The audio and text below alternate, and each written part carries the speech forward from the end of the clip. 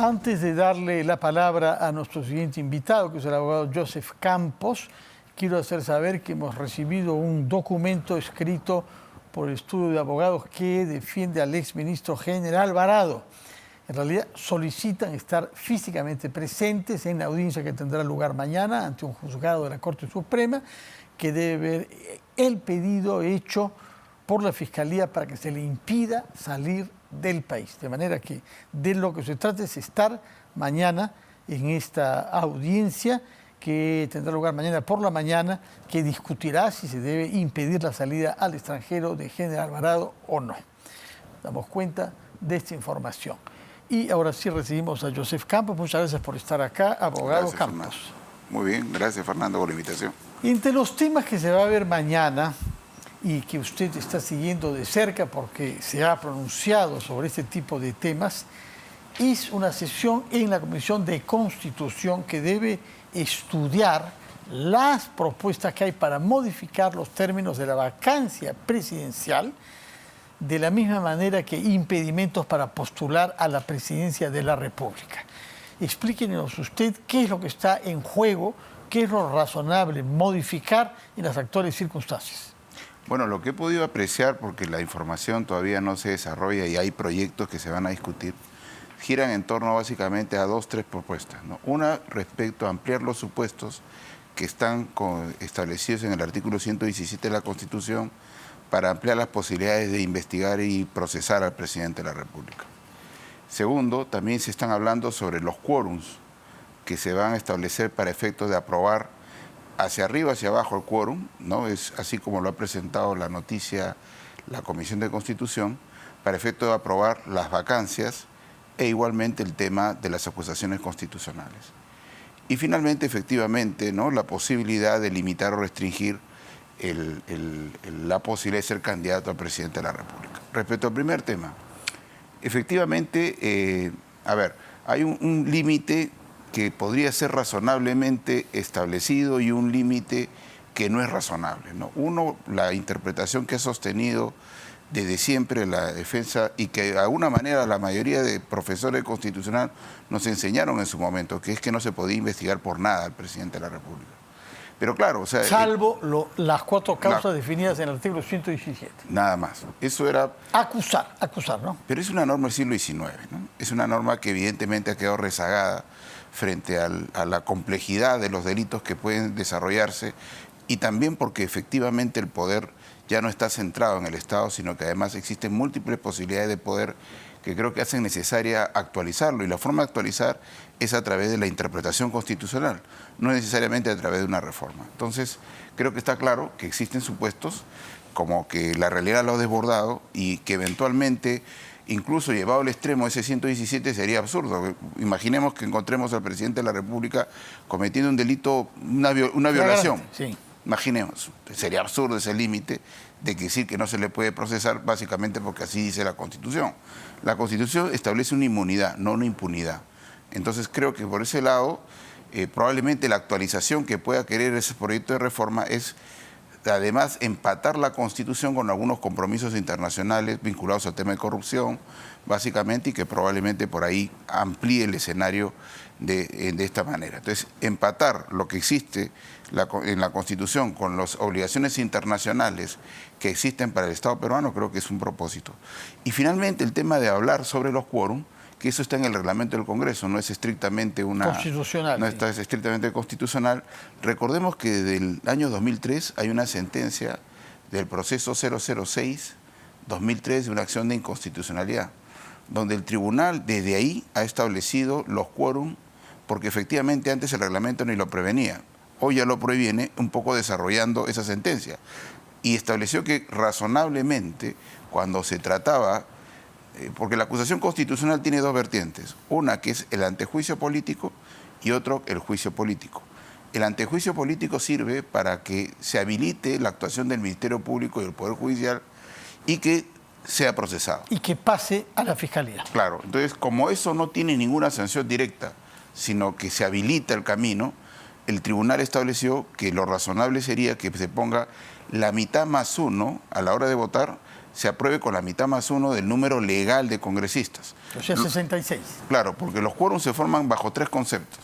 Número legal, que son los 130, número de hábiles, que son los 130 menos la licencia, y en el caso puntual de las acusaciones constitucionales, menos la comisión permanente, o sea, estamos hablando de casi 100, porque son 30 de la comisión permanente, y el número de congresistas presentes. Licencia, dijo usted, pero hay otros dos que tampoco forman parte ahora del número total.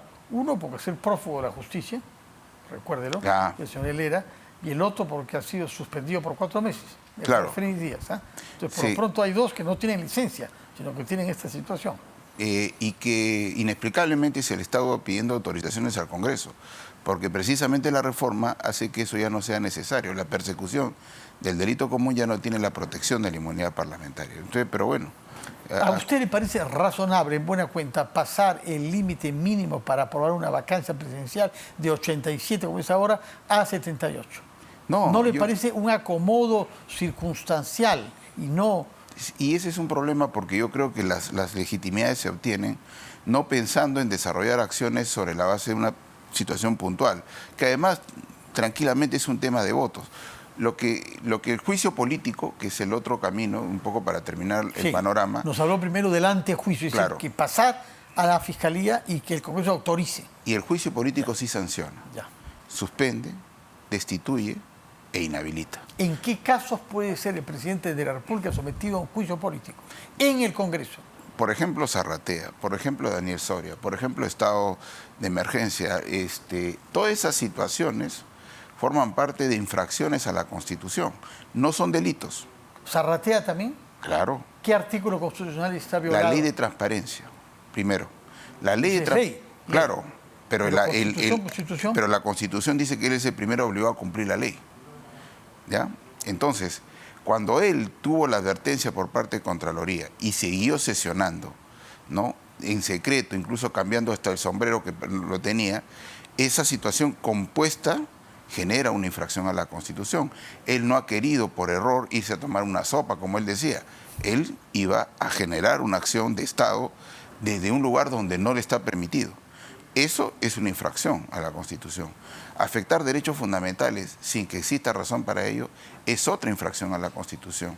Como el estado de emergencia en Nimi Callao. Del 5 de abril. No había razones. El día en que se obligó la inmovilización, ¿no? Claro, y las constituciones y los estados constitucionales tienen como elementos políticos definidores dos temas: el respeto a los derechos y, segundo, la separación de los poderes. Entonces, cuando existe un sujeto, una persona, que arrogándose el cargo que circunstancialmente le entregan los peruanos, ¿no?, se atribuye y se arroga la competencia de afectar sin razón los derechos fundamentales, es ahí donde tenemos una infracción a la Constitución. Entonces, no es delito. Y para esas situaciones el Tribunal Constitucional definió que era razonable los 2/3 del número legal de congresistas, porque eso sí implica una sanción. Entonces, lo puede destituir y razonablemente, nuevamente, resulta siendo de que cuando hay una persona que comete una infracción, porque hay algunos profesores que dicen que no debería ir al juicio político, yo estoy en contra, porque la única interpretación que podría sostener esa interpretación es que se entienda que la Constitución tiene una norma que previene que existe un presidente, un funcionario, que puede hacer lo que quiera con la Constitución durante los 5 años. Y eso no es razonable. Lo razonable es que todos nos sometemos a la Constitución, incluso él. Entonces, creo que el juicio político es un camino de habilitado. Los caminos que hay en curso para un eventual fin adelantado de las funciones de Pedro Castillo como presidente, ¿cuál le parece que es el más limpio constitucionalmente? El juicio político. El juicio político. Y además sería legitimador de una situación que a veces no ocurre con las vacancias. La vacancia se vota. Sí. El abogado puede hablar 8 horas, ¿no? Y al final es voto. Sí. Entonces, eso yo creo que... Mientras que el juicio político, ¿qué es? El juicio político es un procedimiento. Con voto también. Con voto y con defensa. Sí. Pero con defensa en la subcomisión, en la comisión permanente, y finalmente va al Pleno del Congreso. ¿Qué causas permiten que se abra un juicio político al presidente en el estado actual de nuestra Constitución? A los ya dicho, cualquier circunstancia que no siendo delito pueda interpretarse razonablemente como una situación lesiva de la Constitución, de lo que quiere la Constitución. La Constitución no quiere que yo malogre las cámaras de Palacio, sabiendo que el Palacio simultáneamente es un espacio de poder, efectivamente, y tiene un espacio de residencia. Entonces, uno no puede extender el espacio de poder para establecer situaciones de impunidad u obstruir la justicia. ¿Usted entonces piensa que se equivocan quienes están haciendo esfuerzos para conseguir el número de votos necesario para una vacancia presidencial? ¿Que hay otro camino, le parece a usted? Yo establezco una opinión que es mía, pero debo admitir que la vacancia forma parte del proceso político y la historia que sostiene al propio Castillo. La historia desde Fujimori el 2000, ¿no? No, porque Castillo es sucesor de Sagasti. Sí. Sagasti de Merino y Merino sí. de Vizcarra. Y Vizcarra fue vacado. Entonces, por encima de mi opinión, hay una realidad política que se ha formado y forma Pero parte... solo desde Fujimori el 2000, por eso digo, en este siglo. No ha sí, habido, claro, no. En el siglo XX no han habido vacancias. Se dice bueno, que... en el año 92, perdón, el último acto que hizo el Congreso Paralelo que sesionó en el Colegio de Abogados de Lima, utilizó por primera vez esa causa. 92. En el año 92. Con Ramírez del Villar y Ferrero, Raúl Ferrero. Los dos presidentes de las cámaras. Lo destituyeron a Fujimori y lo nombraron a Máximo San Román. Esa fue la primera vez que se utilizó. Y fue tan importante ese acto que en los diálogos que se establecieron a propósito de la nueva constituyente, en los debates, se estableció precisamente la condición de permanente incapacidad moral, que no existía en la Constitución del 79. Pero sí existía en la Constitución. Existía la incapacidad, pero no permanente. ¿Por qué? Porque el uso... incapacidad moral, yo he visto en las constituciones del siglo XIX, ¿eh?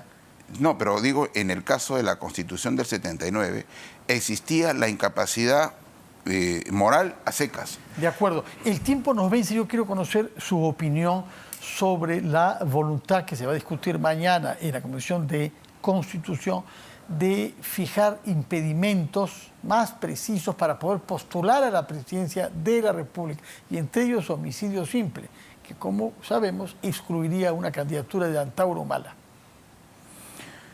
Bueno, hay por vía de interpretación la posibilidad que colisiona con la rehabilitación el tema de que un sentenciado ya no puede ser candidato, ¿no? Porque por más que exista la rehabilitación, la idea sería de que una persona que ha sufrido pena no tiene la dignidad completa, vamos a llamarlo así. Pero en cualquier caso, yo sí creo que el tema de ser tan preciso resulta siendo posible porque para eso se necesitan solo votos. Pero creo que hay un problema de siempre de cuestionamiento a nivel de legitimidad cuando yo hago una norma con nombre propio. Precisamente algo que distingue a los estados constitucionales es establecer la posibilidad de sustraerse del caso irregular para todos. Entonces, yo sí creo que... es para todos, homicidio simple, feminicidio o violación de la libertad personal en la modalidad de secuestro. Están definiendo varios criterios. Tiene un nombre. Bueno, secuestro, pero no feminicidio, pues, ¿no? Sí, sí. Bueno, sí, yo creo que primero, en primer lugar, es posible, porque para eso se necesitan votos, el establecer unas situaciones para efecto de asegurar una mejor calidad de orden personal también es posible y válido, ¿no? Pero claro, evidentemente el debate detrás de eso va a ser, ¿yo lo hago para excluir a alguien o no? Ahora, ¿la exclusión es válida? Yo creo que sí, ¿no? De acuerdo. Joseph Campos, muchas gracias por explicarnos algunos temas constitucionales que tienen que ver con la actualidad política de nuestro país.